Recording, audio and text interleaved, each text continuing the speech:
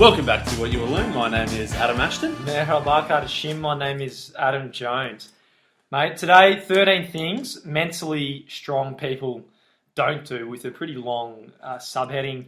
Take back your power, embrace change, face your fears, and train your brain for happiness and success. That's a pretty long sentence. It is a long sentence. 13 Things Mentally Strong People Don't Do by Amy Morin. I thought this was a pretty good book. I thought it was pretty solid. It's pretty simple, a lot of actionable steps, I guess, how-tos, questions to ask yourself. Pretty good content as well, I thought. Yeah, and reading this, you probably become self-aware of like what you are or what things you're doing, and to know how to become more mentally strong, right? Yeah, definitely. Well, we'll go through all 13 things, but just we won't go too much into Amy's story specifically, because we're actually going to be speaking to her in the next week or two. Yep. But, actually, do you want to talk about it, or we'll leave it for the interview? We'll leave it for her, but in just briefly, she had a real difficult part of her life. I think a few of her family members died. Okay, we'll go into it. So she had, at 23, so her mother died suddenly, had a brain aneurysm, and I think like within 24 hours just suddenly died out of nowhere. And then a few years later, her husband died of a heart attack, again, very suddenly. And then she had a new husband, and very soon after that, her father-in-law got cancer and passed away. So she went through, it was a very rough time, but at the same time, not unique in that it happens to a lot of people. But she, I guess, went through and found ways of dealing with these and becoming mentally strong again. That's right. So this is the 13 things that she found to be helpful for her and the other people that she's come across. So, we'll get stuck in. Yeah, well, what is mental strength? She said everyone's got some degree of strength, obviously some more than others, but she reckons there's certain things you can do or don't do that can make you stronger and maintain strength. And I guess it's sort of like when you go through tough things, that's when you really need that strength. So it's a way of training when in times of times of peace, training through that. So when the rough times come up, you can be mentally strong through those. Yeah, that's it. All right, mate. So number one, they don't waste time feeling sorry about themselves. Yeah, she says that people like to have self-pity parties. Yeah, if you're feeling sorry for yourself, something bad happened to you. Oh, woe is me. Life's so hard. And maybe you think that people will want to then comfort you, and I think perhaps to a point, yes. But if it drags on, and you're in this constant state of self-pity, I think people probably there's like an immediate sense of satisfaction when you're just putting pity on yourself, but over time it just gets you nowhere, and it makes you a victim for much longer. So it stops you from taking responsibility. So at the start of every chapter, there's a pretty sweet quote she has, and I thought they were normally pretty spot on. So for this one, self-pity is easily the most destructive of the non-pharmaceutical narcotics. It's addictive, gives momentary pleasure, and separates the victim from the reality. Reality. And what you just said, in that it keeps you in that victim mindset. Oh, I'm the victim, the world's out to get me, everything bad happens to me. And it's not a good way to live. That's right. What can you do to combat that? She says people have different perceptions of the same event. So it's important to look for the things you can be grateful for. Yep. In every event or instance. Yep, spot on. So Number two, they don't give away their power. So what she means by this is if someone, says something bad to you, you could be thinking about them all day or get angry or worked up about what someone else said. So in that way, you're giving away your power to the other person. In a way, they're controlling you. So that's what she means by that. Yeah, a big part of this as well is being proactive versus being reactive. Yeah. So as you said, man, if someone says something, don't worry about it too much. Yeah. Don't keep thinking about it, because then, as you say, they've given away their power. She says, don't harbour resentment. Instead, just forgive people. You don't have to tell them that you forgive them, but just within yourself, forgive them and stop worrying about it. Move on. That's right. So she says Madonna got a letter saying the only thing was missing was the material. So at the start of the career, she just basically said, look, you got no hope. And so she, at that stage, gave away her power to that one person who insulted her. She wouldn't have gotten anywhere. So you got to realise everyone's got an opinion, but a successful person, she says, doesn't let that opinion define them. Yeah. We'll give the quote as well for the start of this chapter from Dale Carnegie, Ripper author, How to Stop Worrying, Start Living, How to Win Friends and Influence People. He says, when we hate our enemies, we're giving them power over us. Power over our sleep, our appetites, our blood pressure, our health, and our happiness. So yeah, don't give away your power. Yeah. You don't have to do anything. You know, she always says, I have to do this, I have to do that. But no, you don't have to. It's a choice. Yeah, that's right. Also, number 3. Number 3. They don't shy away from change. So pretty self-explanatory. And the quote is here, it's not that some have the willpower and others don't. It's that some people are ready to change and others are not. Yeah. And she goes through a whole bunch of different types of changes. So she says there's an all or nothing change, which is, I guess, self-explanatory in that you either change it or you don't change it. There's habit changes, there's a change of trying something new, behavioural changes, emotional changes, cognitive changes, and it's all about being ready for change. That's right. So if you're scared from change, this means you'll end up stuck in a rut. You won't learn new things. Your life will just obviously won't change. It'll get better, and you won't challenge yourself to develop better habits. Other people will outgrow you, and the longer you wait to change, the harder it gets to change. So, and on that, she says, just because you think it's difficult doesn't mean that you shouldn't do it. In fact, if you think it's hard, maybe you should do it. Yeah. Bang on. Number 4, they don't focus on things they can't control. Yeah, that's a big one. And it's a lot of this actually ties into the 7 habits of highly effective people. Yeah, I noticed that, yeah. In that you've got your circle of influence and your circle of concern. In that you can be worried about all these things, but within that, there's only certain things that you can influence or control. That's right. So don't worry about the things that you can't control, just focus on the things that you can. That's right. So you can listen to the radio all day or the news and just hear about all this shit that's going on in the world. And if it doesn't affect you and if you can't take actions on it, then there's really not much value in taking in that information. Yeah. The news is just all negative stuff. And if it's on the other side of the world and something's already happened, there's nothing you can do about it. That's right. So don't focus on it. But some news, if it affects you, then perhaps there's some value. So no blanket rules. Number 5, they don't worry about pleasing everyone. That's a big thing, and you hear a lot that say in business, if you try to please everyone, you end up pleasing no one. That's right. Not even just in business, in life as well. There's going to be times when you're going to do something that someone else doesn't like, and you can't worry about that. Yeah. So the opening quote for this is, care about what others think and you'll always be their prisoner, by Lao Tzu. Is that how you pronounce his name? Yeah, I think Lao Tzu, is that the Art of War? Yeah, I think so. Yeah. She says, most people think that pleasing everyone is generous, but it's actually very self-centered because it assumes that everyone cares about your every move, and it assumes that you have the power to control how others feel. She says, don't automatically say yes to everything. Actually, stop, take the time to think, do I actually want to do this? Am I going to do it? And then decide yes or no. Don't just automatically say yes to everything and end up, and also clarify your values. So you might say if one of your goals is to climb up the corporate ladder or something, it might be saying yes to certain people. It might be saying yes to the CEO and no to the person down the road who's organising some plant the tree day. I don't know. That's your value. Yeah, that's it. Become clear on your values. Live a more authentic life. Be true to yourself. Yeah. Don't worry about pleasing everyone. Number 6, so they don't fear taking calculated risks. Yeah. Risks are definitely important. The quote here, Ralph Waldo Emerson, don't be too timid and squeamish about your actions. All life is an experiment. The more experiments you make, the better. So she says there's a bit of a trade-off between emotion and logic. And then if you get overly emotional about things, you lose the logic behind decisions. So take calculated risks. Don't just take any risks, but take calculated risks. Weigh up the pros and cons, the upside, the downside. Limit the downside, as Trump would say. That's right. But don't shy away from taking risks.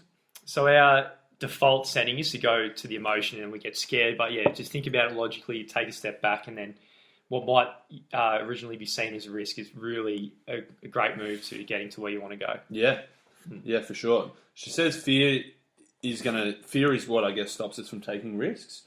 And fear is definitely important because it stops us making stupid decisions. But yeah, really work out that fear and why are you feeling that fear, and then determine if it's something that should actually be stopping you, or if you should try and conquer that and take that calculated risk. So a similar sentence here to the game, actually. Success won't find you. You have to pursue it. Stepping into the unknown and taking carefully calculated risks and help you fulfill your goals. Nice. Lovely. Number 7? They don't dwell on the past. Yep, I think that's a big one. You can't change the past. Yeah, just done. Don't waste your time or energy on it. Yep. And in addition to that, you're going to miss out on the present. If you keep living in the past or the future, you're really not going to... Yeah. You don't really experience anything properly, do you? Yeah, she says that our memories aren't always accurate either, and that we'll either make things better than they were, or we'll feel that they were a lot worse than they were, but in reality, they probably weren't as good or as bad as we thought. Yeah. I think it was... I wish I could remember the source, but someone on a podcast I just listened to said, it's important to look at the past, but don't stare at it. So look back, try and take the lesson for moving forward, but yeah, don't dwell on the past, as Amy Morin says. Yeah. And number 8, they don't make the same mistakes over and over. So just touching That's a big one. What you said then. So just like have a glance at the past, look at your mistake and find out the ways you can learn from it, just so you don't keep them at. Yeah, that's it. Accept that you've made a mistake. Work out what you did wrong, what can you learn from it, and don't make that same mistake twice. Yeah. The quote here from John Powell, the only real mistake is the one from which we learn nothing. Yeah. So this also touches on what we covered last week, mindset. So she says most people, effective people, actually share their mistakes. So if you've got the growth mindset, you're not too scared to show your mistakes because you realise that everything's learnable and all your mistakes can be fixed. Yep. Yeah, for sure. So it ties in quite Making nicely. mistakes is probably, it gives you that platform, gives you something to work on, to grow and improve. Yep. Number 9, they don't resent other people's success. I think that's a big one. Yeah. And I think, well, I say we all, me definitely, definitely have fallen into that trap before. Yeah. So yeah, hopefully if I can become more mentally strong and stop resenting other people's success, be happy for other people. Mate, the biggest thing I took from this is work out what you want. Don't be jealous of someone who achieves something that you don't want.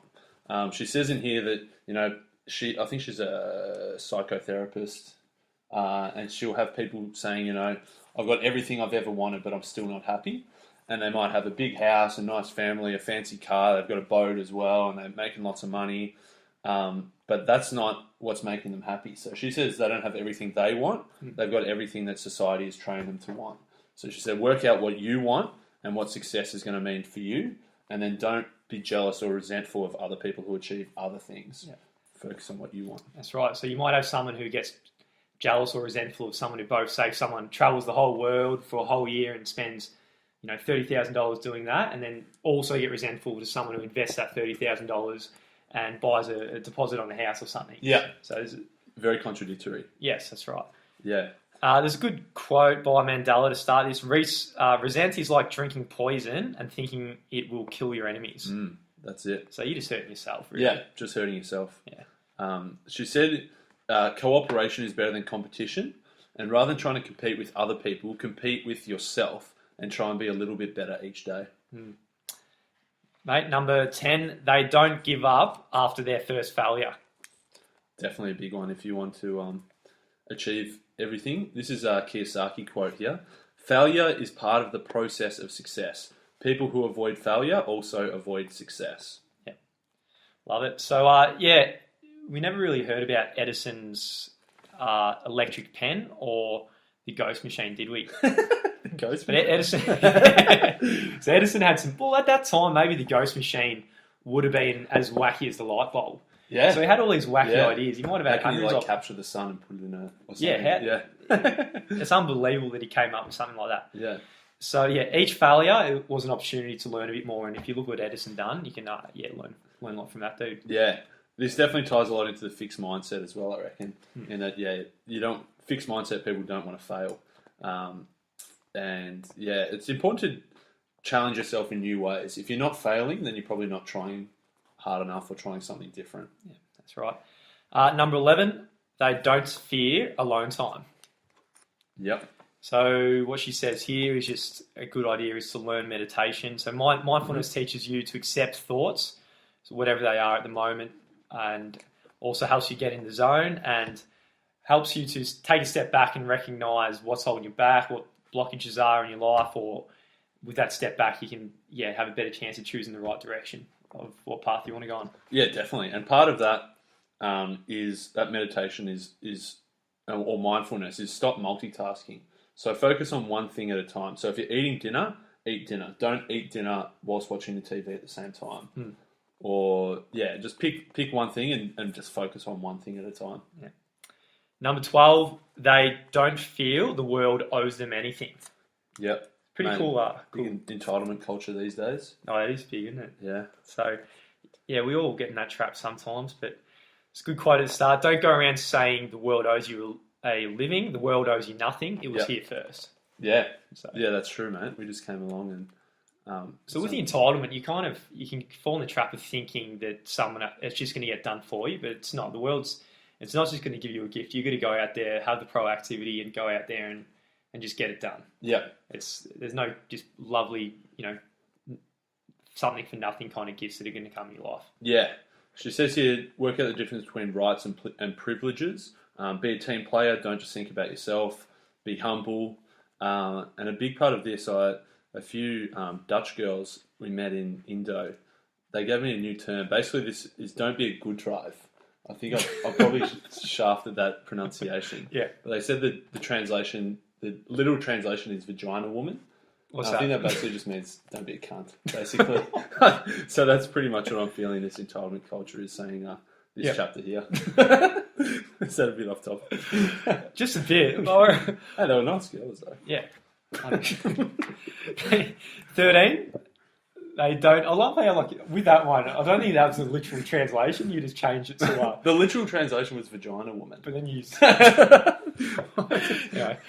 love it. So, 13, they don't expect immediate results. So that's just all about delaying your gratification, so investing for the future, having one eye on the present, one eye on the future, and looking after the future self. Yeah, definitely. I think everyone falls into the trap of immediate gratification versus delaying that success. And it's going to be, if you can delay it, it's going to be a much bigger payoff down the track rather than having that right now. Bang on. A little win right now. Spot on. So, that's 13. That's the 13 things. Yep.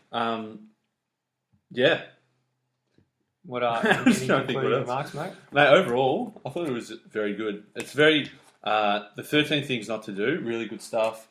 The way it was set out, pretty well structured. So she'd give a story at the start, I guess extract some of the things from there, talk a little bit about it, and then she'd come away with some actions, questions to ask yourself, things to do, things not to do. Yeah. So I thought it was a good book. Well worth the read. It's pretty short, 250 pages, but it's an easy read. Easy read, and there's not much fat in it. Just get straight into it. Yeah, definitely. There's not too much fluff. Yeah. So we're going to be speaking to the author soon. Yeah. We'll have a lot of questions for her. It'll be good. Yeah, bang on. All right, so what are we going to do, mate? Sing it? Yeah, song time. Song time. Is there anything that mentally shrunk people don't do? Don't do it. What don't they do? Anything? Don't waste time feeling sorry for yourself. Well, don't give your power away. What about change? Don't shy away from it. What about the things you can't control? Don't focus on it. Should I please everyone? Don't worry about trying to please everyone. Never? No one? Not Never. Even my cousin? My Never. cousin John? Johnny? Maybe. No. What about risks? Don't fear taking calculated risks. What about the past? Don't dwell on the past. The mistakes! Don't make the same mistake over and over. Should I resent people's success? Don't resent people's success. Should I give up? Don't give up after your first failure. Don't feel alone. Don't feel alone time. But the world fucking owes me something. Don't feel that the world owes you anything. I want my results now. Don't expect immediate results. Delay your gratification. Fuck you. Be mentally strong. Don't do those 13 things. Strong. Just to be strong. Just to be strong. Oh, to be strong.